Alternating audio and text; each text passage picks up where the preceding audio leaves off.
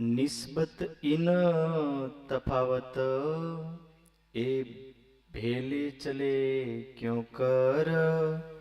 दुनी जिमी गिरो आसमानी, दुनी के पाँव गिरो के पर। दुनी के पाँव गिरो के पर। एक ईमान दूजा इश्क। कयामत ग्रंथ के इस प्रसंग में सुंदर साथ की रहनी के बारे में लिखा है। एक ईमान दूसरा इश्क। दुनिया के जीव की करनी और आत्माओं की करनी कैसी होगी, इस करनी को लेकर के वाणी के इस प्रसंग के अंदर एक तफावत भेद बताते हैं कि ये भेले चले क्यों कर, कि कैसे ये एक साथ चल सकते हैं, क्योंकि दोनों की करनी और दोनों की रहनी अलग अलग है। कई बार ये बात मैं मंच से भी कहता हूं कि निजानंद संप्रदाय में आना कोई भी आ सकता है, इसमें कोई शक नहीं है।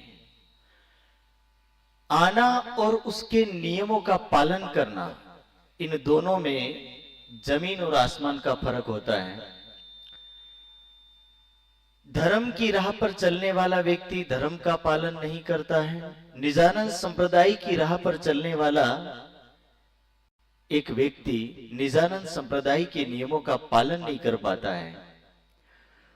तब ये वाणी के शब्द उन सुंदर साथ को पुनः वही कार्य करते हैं, जैसे किसी व्यक्ति को अपना अस्तित्व देखना हो तो दर्पण की जरूरत पड़ती है। इसी प्रकार आत्मा की राह को कैसे अपनाना है, ये देखना हो तो वाणी को दर्पण के रूप में समझना होगा। ये वाणी हमें अपने आप का आभास करवाती है, आत्मा का आभास करवाती है, आत्मा के रहन और सहन का आभास करवाती है, उसकी कथनी और करनी का आभास करवाती है। पर यदि सुंदर साथ वाणी को मिलने के बाद या सुंदर साथ बनने के बाद वो अपनी करनी को भूलता है और जानने के बाद भी यदि दोष करता है तो उसका तो कोई माफ या उसको बख्शा जाएगा तो ऐसा है ही नहीं। वाणी में लिखा है, जब लग भूली वतन तब लग नाही दोष, जब जागी हक इल्मे तब सिर अफसोस। कि जब तक सुंदर साथ ये भूला हुआ है, जब तक उसको नहीं पता कि वो आत्मा है या दुनिया का जीव है, वो सुंदर साथ की लाइन में नहीं आया है, तब तक उसको सब कुछ माफ किया जाएगा। लेकिन सुंदर साथ बनने के बाद भूल करता है, उसके बाद उसके दोष पे दोष होते जा रहे हैं, तो ये निश्चित रूप से उसके दोष के अनुसार उसको दंड भी अवश्य मिलेगा। कई बार लोगों को ये भ्रम जागृत हो जाता है, कहना नहीं चाहिए, लेकिन किसी ने एक सलाह दे दी कि जयकारा लगाओगे भवसागर से पार हो जाओगे। लोग इसी भ्रम में जीता है कि मैं जयकारा लगाऊंगा मैं तो भवसागर से पार हो जाऊंगा। किसी ने कहा कि प्रसाद खाओ बेड़ा पार हो जाएगा, वो उसी राह पे टिका हुआ है कि मैं प्रसाद खाऊंगा मेरा बेड़ा पार हो जाएगा। लेकिन वाणी उसके साथ उस नियमों को भी बताती है। ऐसा नहीं जैसे किसी नौकरी में यदि दो चीज बताई जाती कि इस पद को यदि आप अपना लेते हो तो इतना पेमेंट आपको मिलेगा, लेकिन चलना बहुत कठिन है। उस पद तक जाना इतना मुश्किल होता है कि वहां तक व्यक्ति जा ही नहीं पाता है, और इस कठिनता को पार करने के बाद ही वो पेमेंट मिल पाएगा, उससे पहले वो मिलने वाला नहीं है। तो इसीलिए ये जो बातें होती हैं कि ये करेंगे तो ऐसा हो जाएगा, तारतम्य लेंगे तो आपको पक्का परम धाम मिल जाएगा, लेकिन वाणी ये भी शब्द कहती है, जब लग भूली वतन तब लग नाही दोष। कि जब तक भूले हो तब तक आपके ऊपर कोई दोष लागू नहीं है, लेकिन जिस समय से जाग गए, जिस समय से आपने इस निजानंद संप्रदाय के अंदर अपना कदम रखा, उस दिन से आपकी हर बात, हर चीज, हर करने के ऊपर नजर किसकी होगी? राज्य की होगी। उस समय राज्य आपको देख रहे होंगे और किसी को ऐसा लगता है कि मुझे कोई नहीं देख रहा, तो ये भी मत विचारिए, क्योंकि राज्य अवश्य देखते हैं। किसी सुंदर साथ ने स्वामी जी से एक सवाल पूछा, बोले सुबह राज्य उठ करके रंग परवाली मंदिर से तीजी भौम की पड़साल में आते हैं, पूरी रात तो राज्य सोते रहते हैं, तो रात्रि में यदि चोरी कर ली जाए तो क्या दोष है? ये भी बात है। लेकिन उपनिषद का एक सिद्धांत है। उपनिषद में एक बात लिखी, आसीनो दुरम रजति सयानो याति सर्वतः, कि परमात्मा एक जगह बैठा हुआ भी सभी जगह मौजूद है। आसीनो दुरम रजति, कि एक जगह बैठा हुआ दूर तक वो भ्रमण करता है। वर्जति यानी भ्रमण करना, घूमना, वो सभी जगह रहता है। सयानो याति सर्वतः, सोया हुआ है तो भी जागा हुआ है। ये किसी को लगता है कि सो जाएंगे तो हम कुछ भी भूल करेंगे तो वो नहीं दिखेगा, तो उपनिषद उसको मना करता है। उपनिषद कहता है कि वो सोता ही नहीं, सयानो याति सर्वतः, की सोता हुआ भी वो सभी जगह जागता हुआ है। तो अब सोच के चलना कि वो सोता हुआ भी जागता हुआ है, तो रात्रि भी काम के लिए नहीं है और दिन भी नहीं। हाँ, कई बार ऐसा होता है कि हमें कोई नहीं देख रहा तो हम ये कार्य तो अवश्य कर सकते हैं, और जब हमें ये महसूस होने लगता है कि कोई नहीं देख रहा तो हम ये काम कर सकते हैं, तो इसके शब्द में भी उपनिषद के केन उपनिषद का पहला श्लोक ये बात कहता है, ईशावास्यम इदं सर्वम यत् किंचित जगत्याम जगत, कि ये संपूर्ण ब्रह्मांड परमात्मा से ढका हुआ है, परमात्मा से आवृत है, परमात्मा से परिपूर्ण है। उसकी सत्ता से उसके हर नजर में वो समाहित है, और जब उसकी सत्ता से ये बना है तो उसके कारण से हर कण का उसको पता है कि किस जगह क्या क्रिया हो रही है, किस जगह क्या काम हो रहा है। जब सभी जगह ये पता चल सकता है तो ये बात हम भी समझ सकते हैं कि हमारे अंदर जो कार्य चल रहा है या हमारे मन के अंदर जो गति हो रही है, उन सभी गतियों को, उन सभी गतिविधियों को और उन सभी कार्यों को जानने वाला कौन है? स्वयं राज्य महाराज है। और इसीलिए रात हो चाहे दिन हो, चाहे फिर सुबह हो चाहे शाम हो, ये सभी समय हमारे लिए एक जैसा होना चाहिए।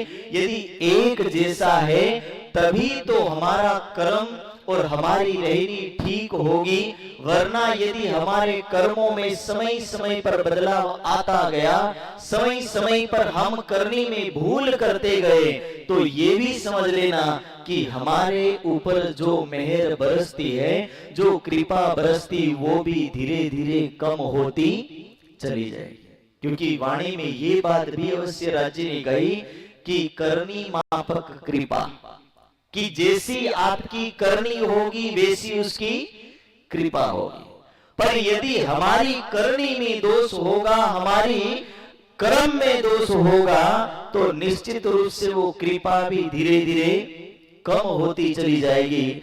और प्रसंग में उसी मोड़ की ओर लेकर के आया हूं जो पूर्व वक्ता के माध्यम से जो बात दोहराई जा रही थी कि प्राणनाथ जी कौन है, और जब है उसका पता चल गया तो उसके ऊपर आस्था और विश्वास कैसे करना चाहिए। एक शब्द में मैं ये बात कहूं, वाणी में लिखा है, कोई दूजा मर्द ना कहा भी एक मेहंदी पाक पुरन, कि ये जागनी ब्रह्मांड में जिस पुरुष का प्रकटन हुआ है, इस पुरुष के बराबर दूसरा कोई कहा ही नहीं जाए। कोई दूजा मर्द ना कहा भी एक मेहंदी पाक पुरन, खेलसी रास मिल जागनी 36,000 सैयन, कि जिन्होंने 36,000 आत्माओं के साथ आनंद और प्रेममय लीला की, उस पुरुष के बराबर दुनिया में दूसरा कोई पुरुष नहीं।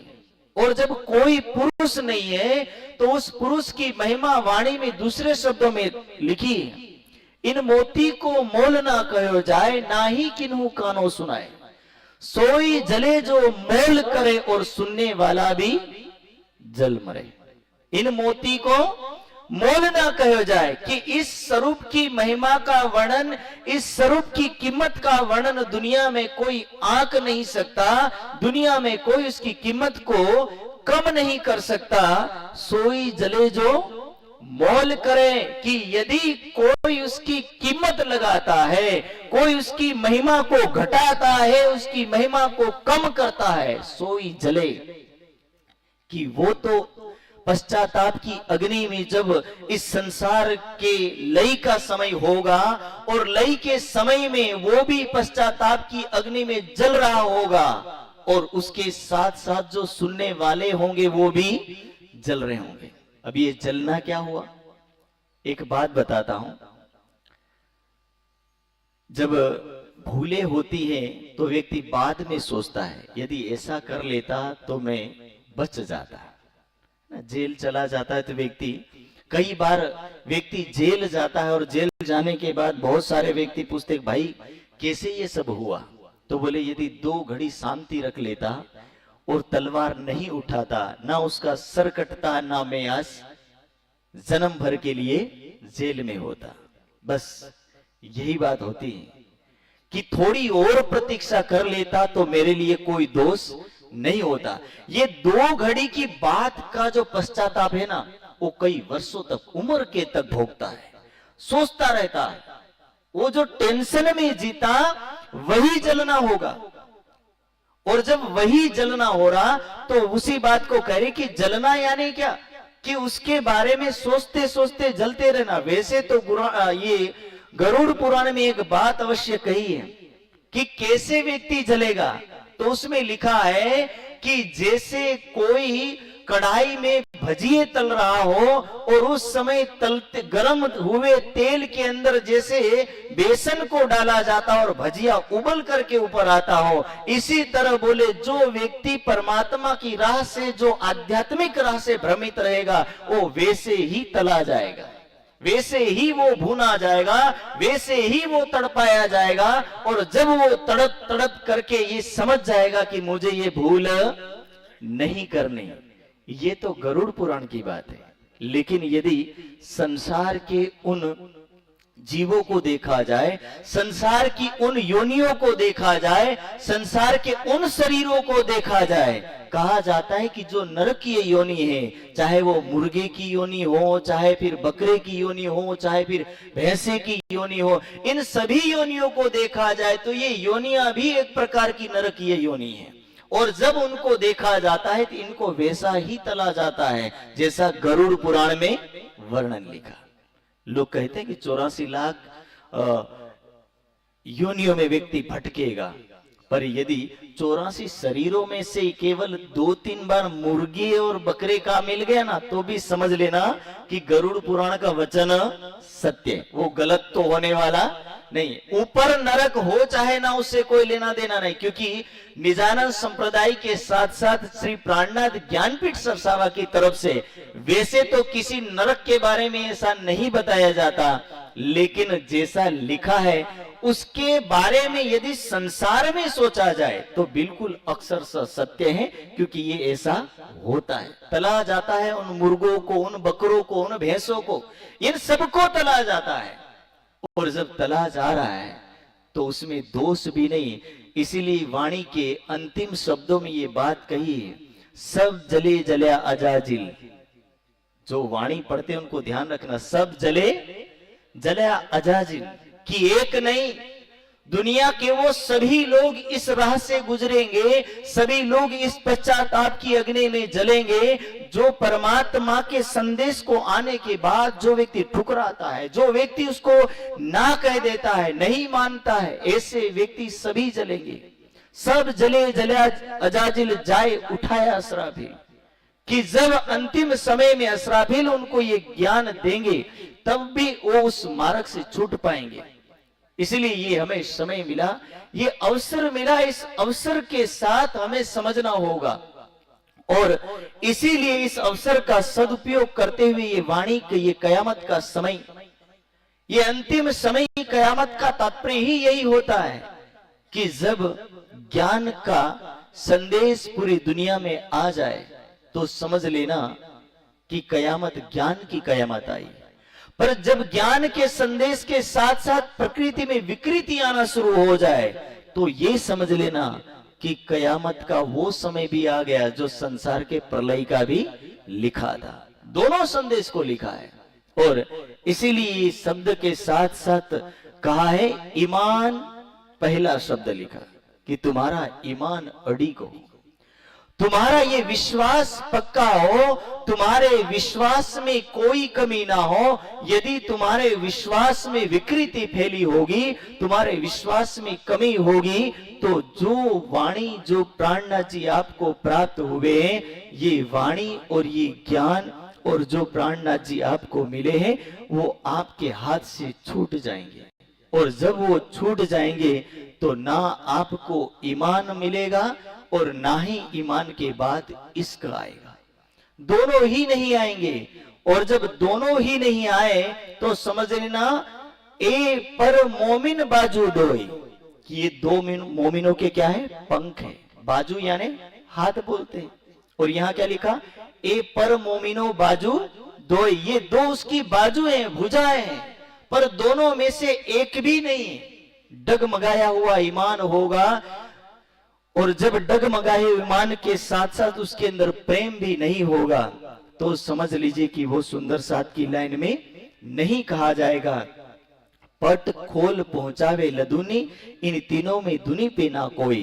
कि ये वाणी हमारे अंदर के उस अज्ञानता के पर्दे को हटा करके उस सत्य की राह पर ले जाना चाहती है जिस पर हमारी आत्मा दृढ़ विश्वास कर सके।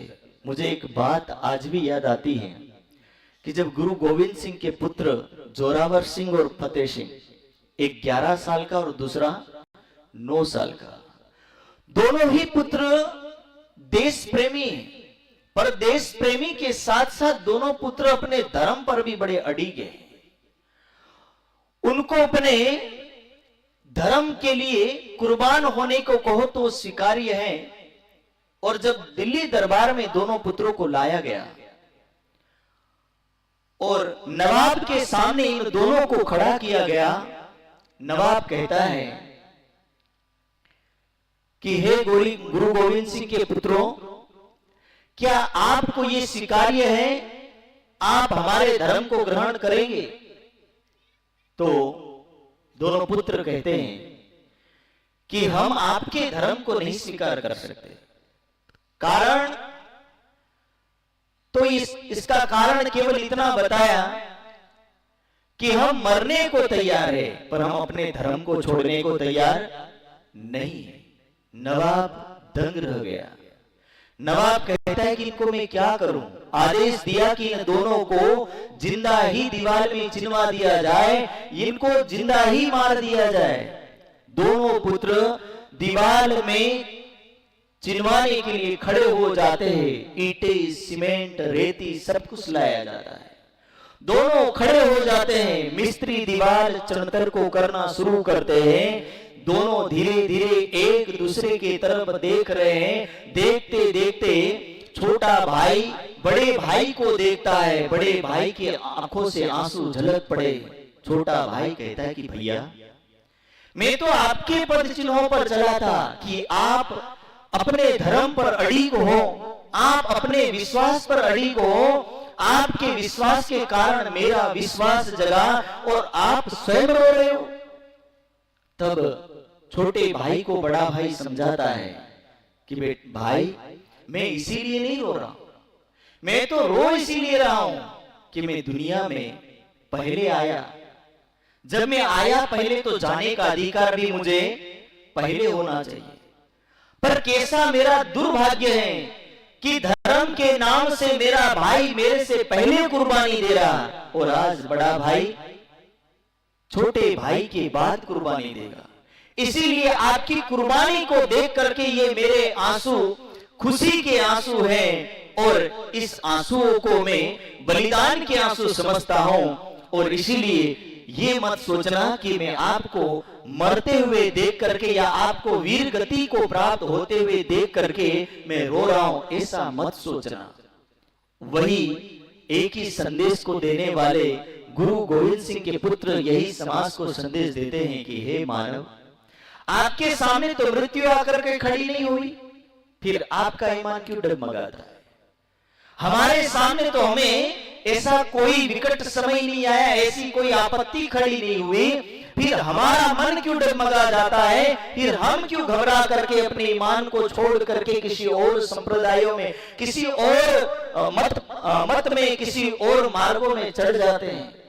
यही हमारा संदेश, वाणी का संदेश यही कहता है कि यदि हमारी आस्थाएं डगमगाने लगती है, हमारा विश्वास डगमगाने लगता है, तो समझ लीजिए कि अंदर बैठी आत्मा यही सोच रही होगी कि आखिर क्या किया जाए। मुझे एक बात याद आती है, कहा जाता है राम कृष्ण परमहंस के मरने के बाद कोई गुरु प्रवचन दे रहा था। उस समय स्वामी विवेकानंद जी के मन के अंदर जब जब वहां जाने की इच्छा जागृत हुई, अंदर से एक आवाज आती कि विवेकानंद, मैंने तुझे इतना ज्ञान दिया है, इतना ज्ञान देने के बाद तू वहां क्यों जाना चाहता है? कहा जाता है कि स्वामी विवेकानंद जी के अंदर वो इच्छा 3 बार जागृत हुई। 3 बार स्वामी विवेकानंद जी उस मंच के पास जाते हैं, वापिस आ जाते हैं, उस मंच के पास फिर से जाते, फिर से वापिस आते हैं। अंदर से वो आवाज फिर से आती है। तीसरी बार में रामकृष्ण परमहंस उनको दर्शन देकर के कहते हैं, विवेकानंद, मुझे लगता है कि मेरी शिक्षा में कोई कमी रह गई, इसीलिए आप बार बार मुझे छोड़ करके किसी और गुरु को अपनाना चाहते हो। तब स्वामी विवेकानंद जी को ये आभास हुआ कि मैं मेरे गुरु का अनादर कर रहा हूं, मैं मेरे उस सत्य वचन का अनादर कर रहा हूं और मैं उस मार्ग को छोड़ रहा हूं जो मेरे गुरु ने बताया। ये दुनिया का सन्यासी अपने गुरु को दिया हुआ वचन निभाने के लिए 3 बार उस मंच से वापस लौट आते हैं। कहने का मेरा तात्पर्य यही है कि दुनिया का ये संदेश हम सुंदर साथ को क्यों नहीं उतरता, हमारे अंदर ये बात क्यों नहीं उतरती कि हम उन राहों पर चढ़ जाते हैं जिन राहों में कोई आत्मा कल्याण नहीं, जहां कोई आत्मा का मार्ग नहीं बताया जाता, जहां आत्मा की बात कही ना जाती हो, जहां परमात्मा की बात कही ना जाती हो, जहां दुनिया के केवल हंसी मजाक और दुनिया के केवल मार्ग की बात कही जाती हो, शरीर के ज्ञान को देने वाले की बात कही जाती हो, हम वहां जाकर के खुश होना चाहते हैं। ये वाणी कहती है कि आप आत्मा मार्गी हो, आप संसार की राही नहीं, आप आत्मा मार्गी हो। और जब आत्मा मार्गी हो तो शरीर की मन की बातें क्यों सुनते हो? इसलिए ये बात अगले शब्दों में वाणी ने कहा है, ए दुनी चले चाल वजूद की, कि संसार किसकी राह लेकर के चलता है? शरीर की राह लेकर के चलता है। ए दुनी चले चाल वजूद की, उम्मत चले राह रूह चाल की, आत्मा की राह अलग है और संसार की राह अलग है। संसार की राह में दुनिया के जीव किसी भी राह पर जा सकते हैं, लेकिन आत्मा की राह केवल एक को ही अपनाती है। इसलिए इसी प्रकरण के पहले चरण में ये बात कही है, कया अलस्तो बेरबकुम, कि हे राज्य महाराज, हम आपको छोड़ के अवश्य जा रहे हैं, लेकिन हम आपको नहीं भूलेंगे। और जब नहीं भूलेंगे ये बात हम राज्य को कह करके आए हैं, तब राज्य ये बात कहते हैं कि क्या आप दुनिया में जाकर के एक प्राण प्रियतम को भूल जाएंगे?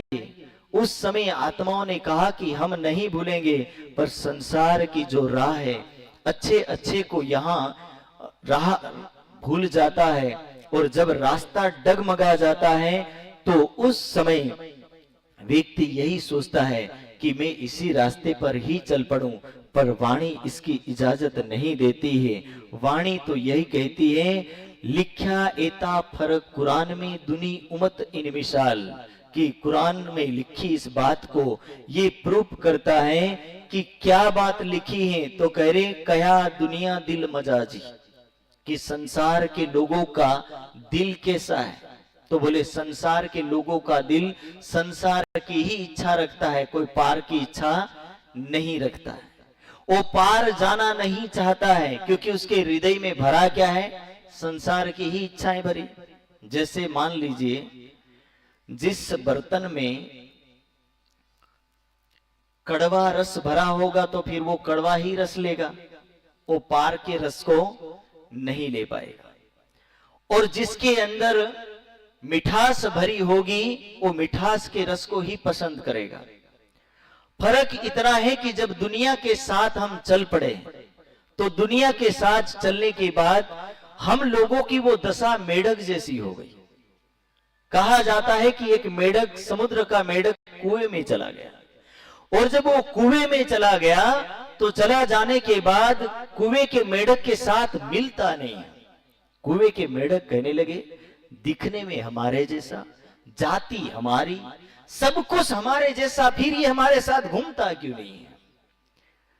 वो समुद्र से आया हुआ मेढक, उसने खारे पानी का आनंद लिया था, अनंत जल राशि का आनंद लिया था। उस अनंत जल राशि की आनंद लेने वाला ये मेढक उस छोटी सी जल राशि में खुश नहीं है, क्योंकि उसको पता है कि वो पार से आया है। उन मेढकों ने मिलकर के पूछा कि आप हमारे साथ क्यों रहना नहीं चाहते। तब ये मेढक कह रहा है कि मैं अनंत समुद्र में रहने वाला आपके साथ कैसे रह सकता हूं। तब वो मेढक कहने लगे कितना बड़ा आपका समुद्र है। एक मेढक थोड़े ऊंचे चढ़ करके कूदता है कुएं में, बोले इतना बड़ा। ये मेढक कहने लगा ना, इतना बड़ा नहीं, वो अनंत है। थोड़ा और चढ़ करके कूदता है तो कहते कि इससे भी अनंत है। जब एक दिन तूफान आया, बारिश भयानक हुई, बारिश होने के बाद सारे मेढक कुएं से बाहर निकले, सब बह करके जब समुद्र में गए तब उनको पता चला कि ये बात तो सही कह रहा था, पर हमारी समझ में नहीं आ रही थी। बस इतना ही है कि ये इसकी सीमा है, ये एक सीमावद है। ब्रह्मांड एक सीमित दायरे में है और हम अनंत ब्रह्मांड से आए हैं। जब अनंत ब्रह्मांड की आत्मा इस सीमावद ब्रह्मांड में आती है तो यहां के आने के बाद यहां के जीवों की रहनी अपना लेती है, पर हमारी अंदर की आत्मा पुकार करके कहती कि तुम यहां के नहीं हो, तुम कहीं पार से आए हो। हमारे अंदर की आवाज हमें झंझोड़ती है कि निकलो और चलो इस दुनिया से, जागो, चल पड़ो। लेकिन हमारा जीव और हमारा मन कहता है कि ना, सोते रह, क्या करेगा, कितना भागेगा, क्यों ठंड में तड़पना चाहता है। और इसीलिए यहां तक, मंच तक आने के लिए किसी के पैर तैयार नहीं होते।